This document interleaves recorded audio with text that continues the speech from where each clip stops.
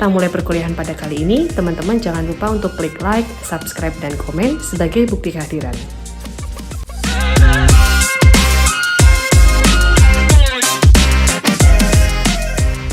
Bismillahirrohmanirrohim. Assalamualaikum warahmatullahi wabarakatuh.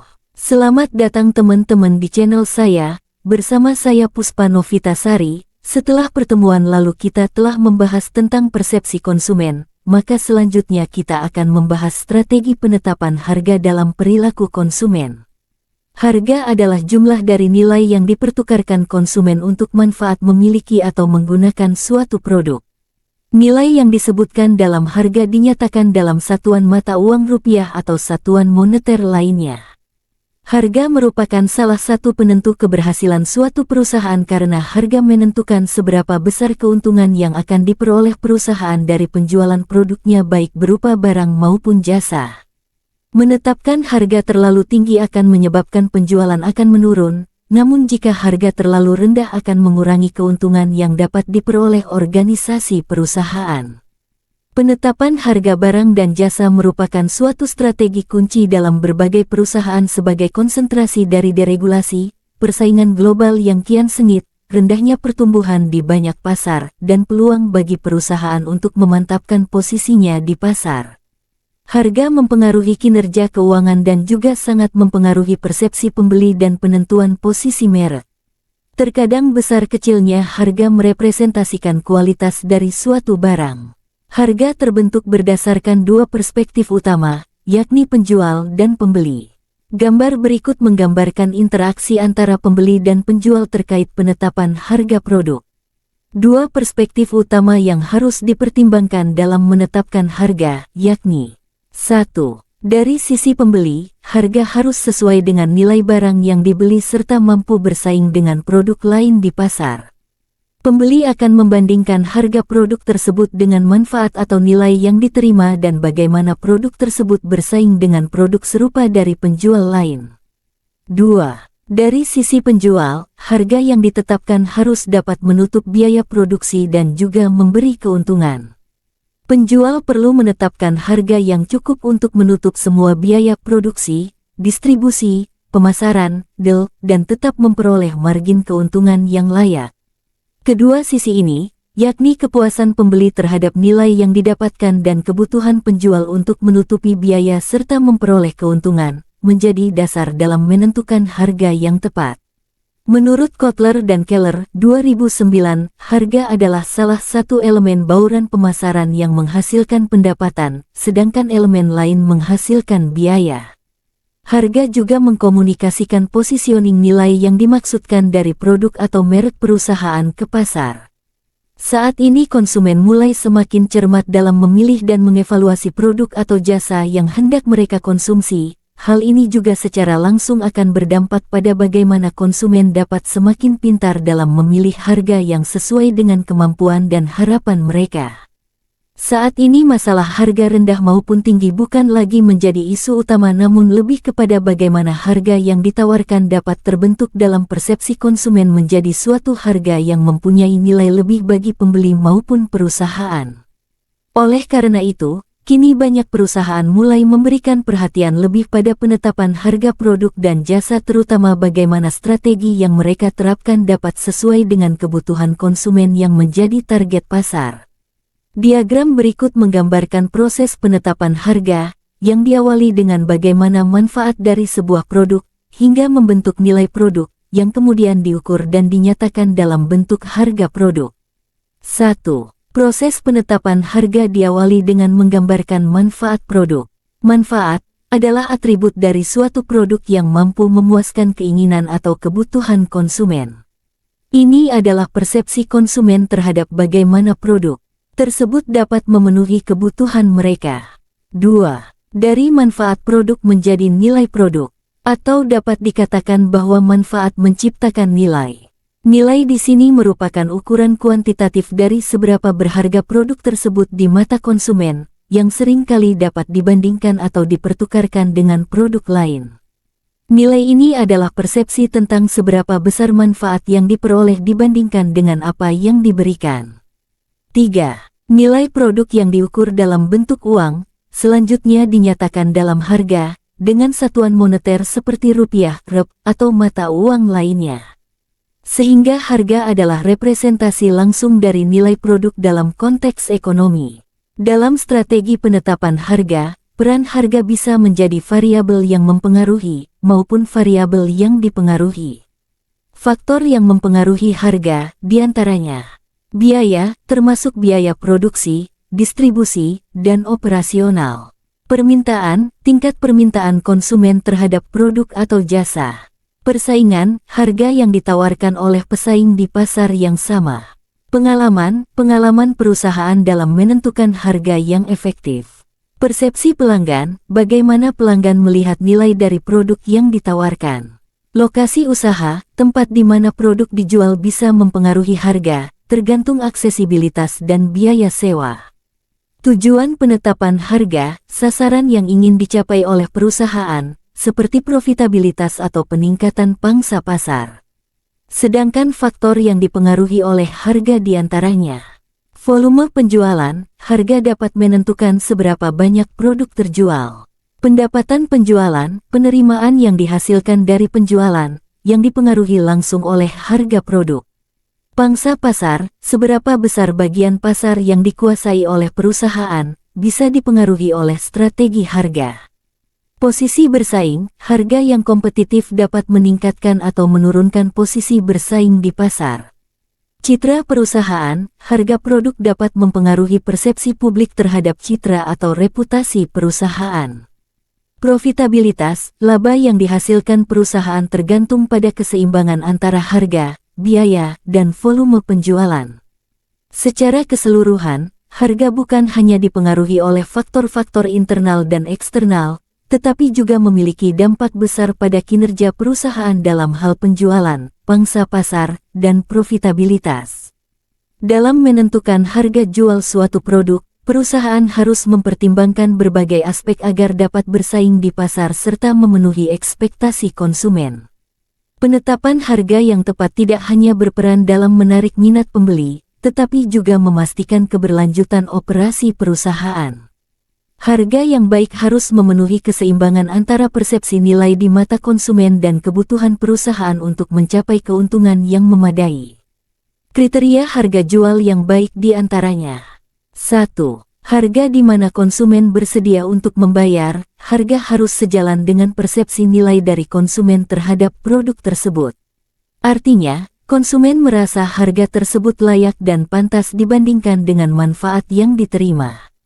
2. Mampu menutup biaya-biaya yang dikeluarkan perusahaan dan memberi laba, harga harus cukup untuk menutupi seluruh biaya produksi, distribusi, pemasaran, serta memberikan margin keuntungan yang dapat mendukung pertumbuhan dan kelangsungan bisnis perusahaan. Penetapan harga yang tepat harus mempertimbangkan kualitas produk serta bagaimana harga tersebut dipersepsikan oleh konsumen. Tabel 9 strategi harga ini mengilustrasikan berbagai kombinasi antara kualitas produk dan tingkat harga, yang masing-masing menghasilkan strategi harga yang berbeda. Penjelasan dari ilustrasi tersebut adalah sebagai berikut. 1. Strategi premium, produk berkualitas tinggi dengan harga tinggi. Biasanya digunakan oleh merek-merek mewah yang menawarkan nilai eksklusivitas. Contoh, Rolex. Jam tangan mewah ini memiliki kualitas dan craftsmanship yang sangat tinggi, dan dijual dengan harga yang sangat mahal untuk mempertahankan citra eksklusif. 2. Strategi nilai tinggi, produk berkualitas tinggi tetapi ditawarkan dengan harga sedang, menciptakan persepsi nilai yang kuat di mata konsumen. Contoh, Apple iPhone, produk ini menawarkan kualitas tinggi, inovasi teknologi, dan ekosistem layanan yang baik, namun harga berada di tingkat menengah dibandingkan dengan produk premium lainnya. 3.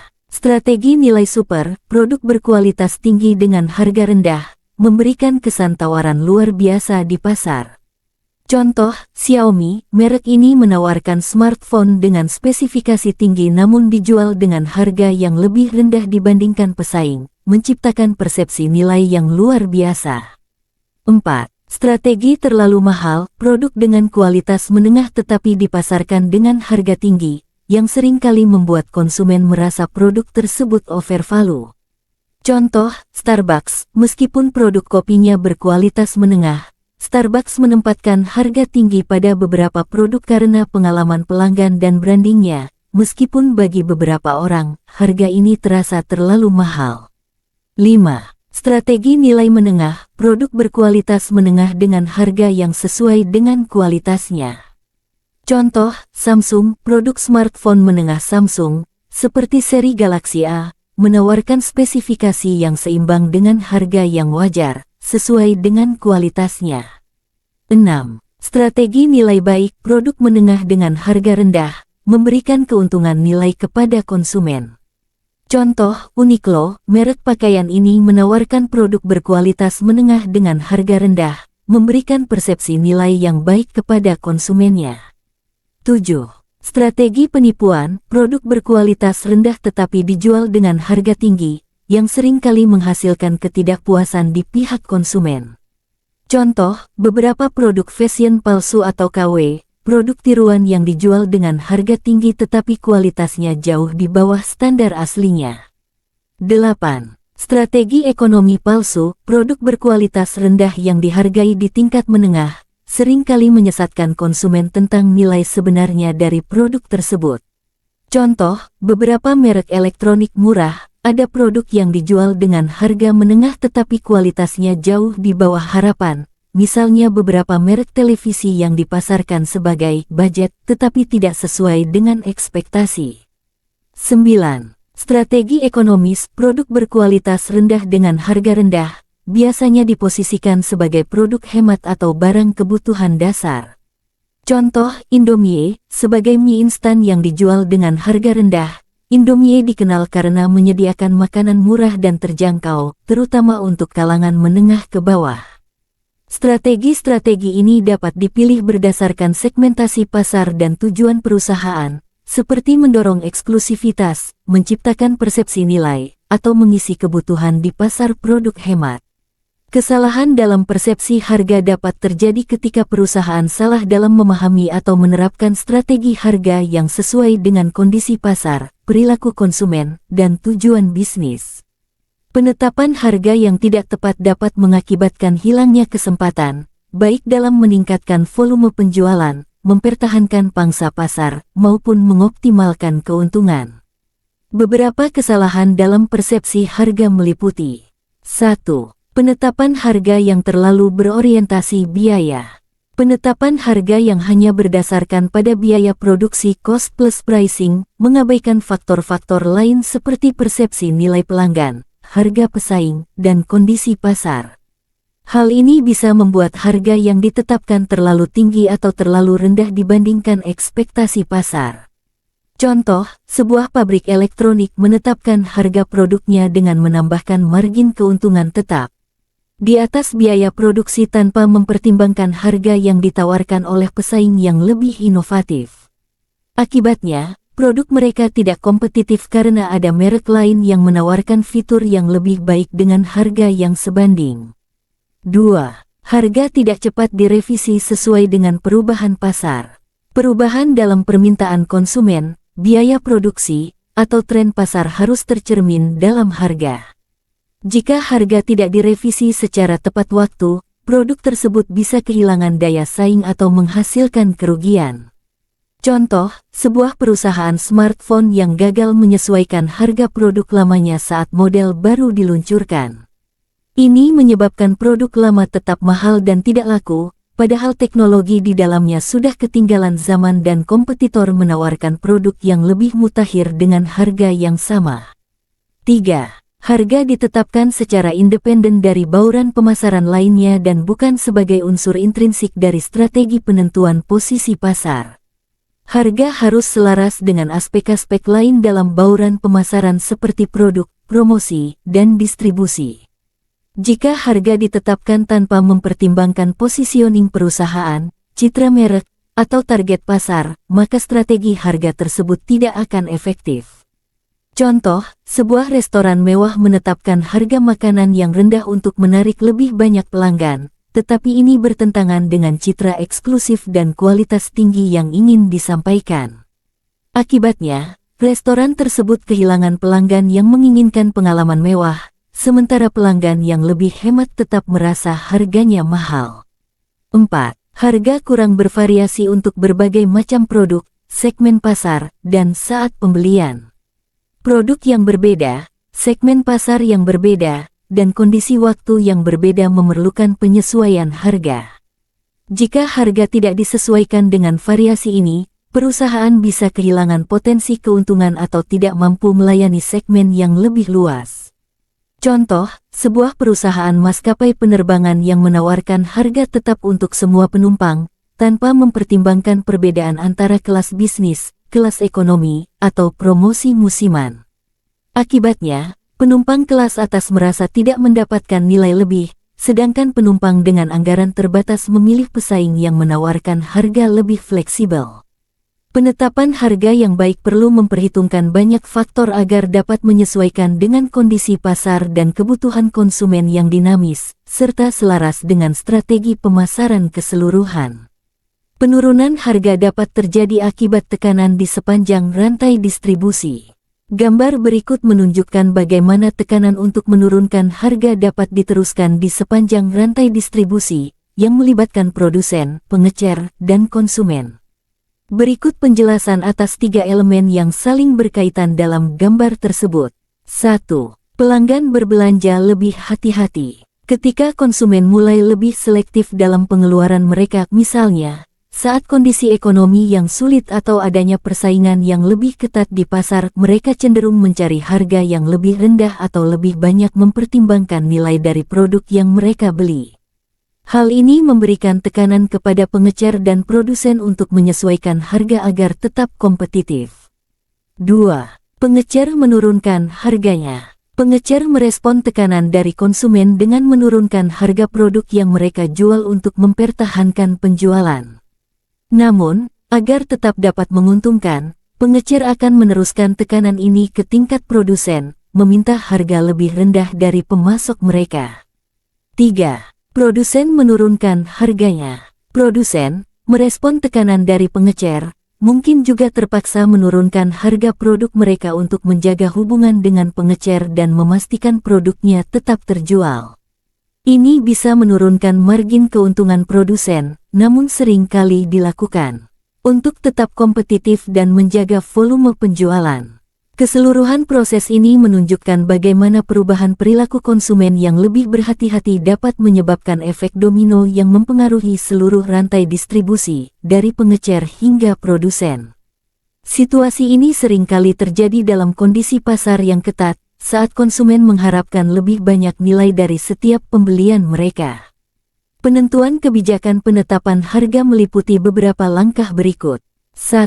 Memilih tujuan penetapan harga. 2. Menentukan permintaan. 3. Memperkirakan biaya. 4. Menganalisis biaya, harga dan penawaran pesaing. 5. Memilih metode penetapan harga. 6. Memilih harga akhir. Masing-masing langkah dijelaskan melalui pembahasan berikut. Langkah 1. Memilih tujuan penetapan harga. Perusahaan menetapkan terlebih dahulu tujuan penetapan harga, diantaranya 1.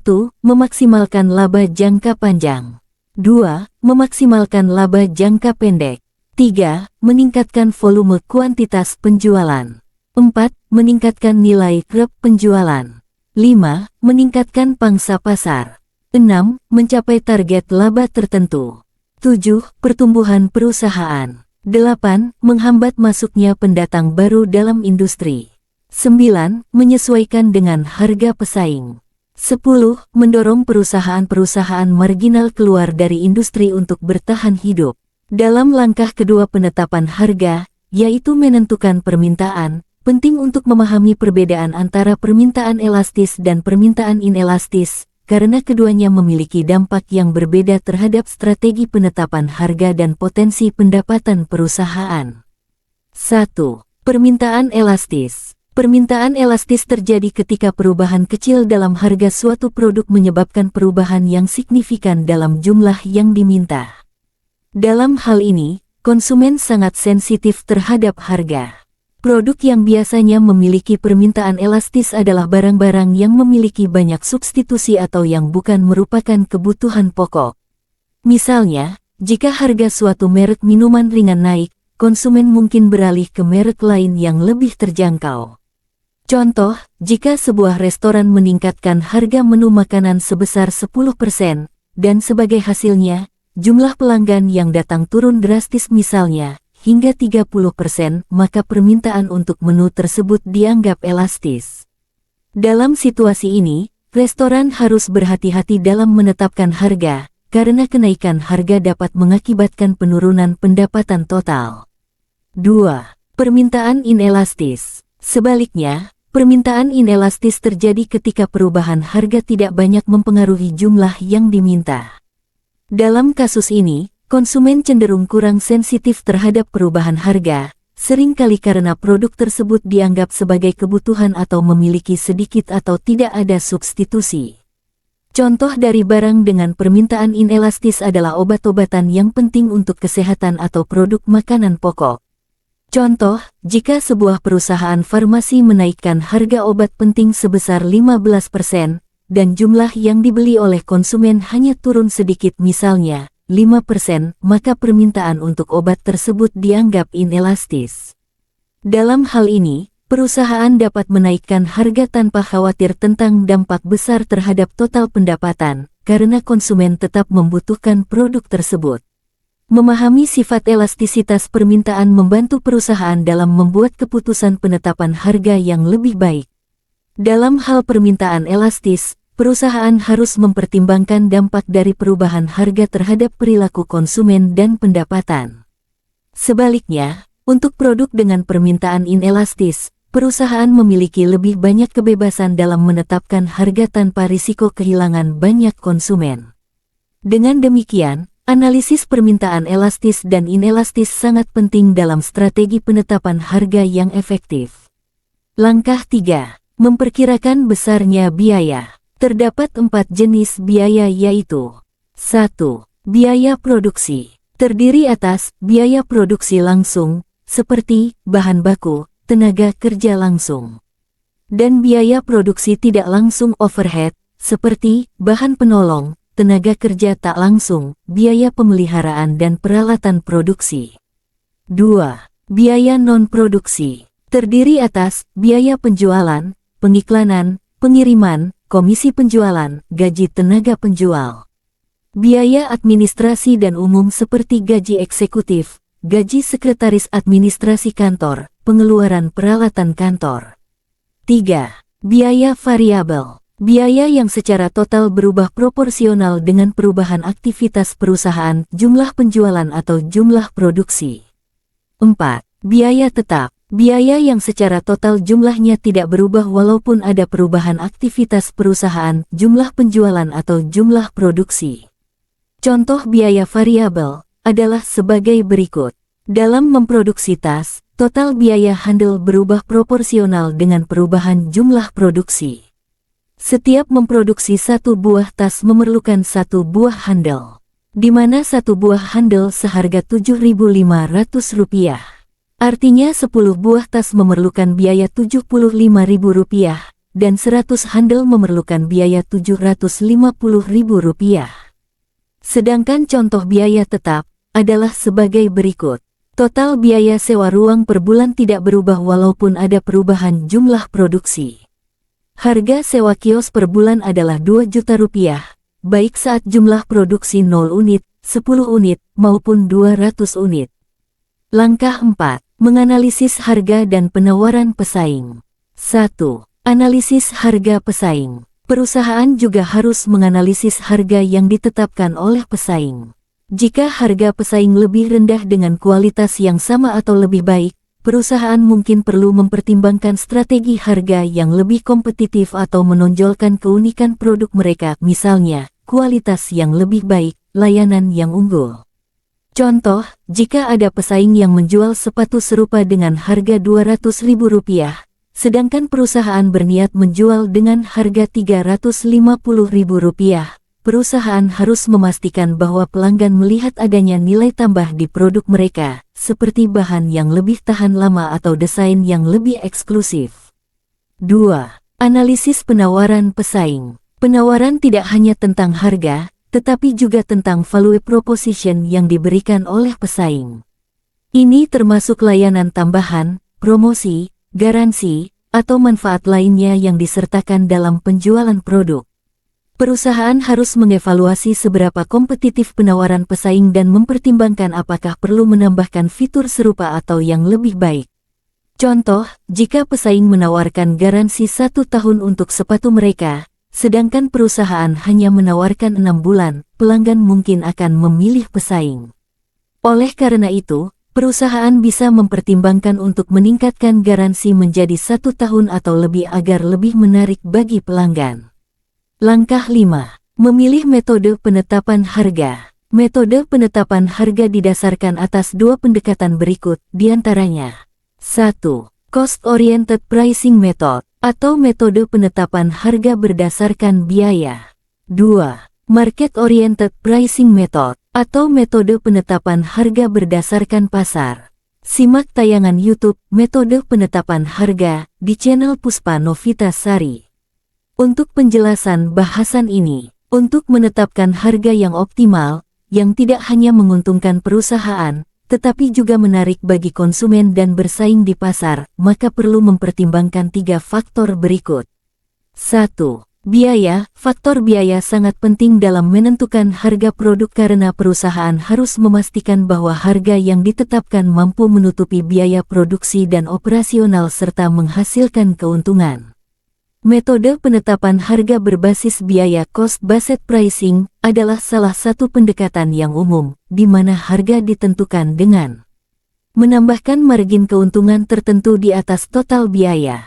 2. Konsumen. Memahami preferensi, daya beli, dan persepsi nilai konsumen juga menjadi pertimbangan utama. Metode penetapan harga berbasis nilai value-based pricing sering digunakan di sini, di mana harga ditetapkan berdasarkan persepsi konsumen terhadap nilai produk, bukan hanya biaya produksinya. Misalnya, produk premium dengan nilai persepsi tinggi mungkin dapat dihargai lebih mahal karena konsumen bersedia membayar lebih.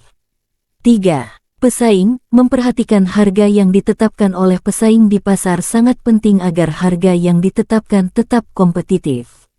Metode penetapan harga berbasis pesaing competition-based pricing melibatkan penyesuaian harga produk berdasarkan harga pesaing, baik dengan menetapkan harga lebih rendah, sama, atau lebih tinggi tergantung pada strategi yang diambil.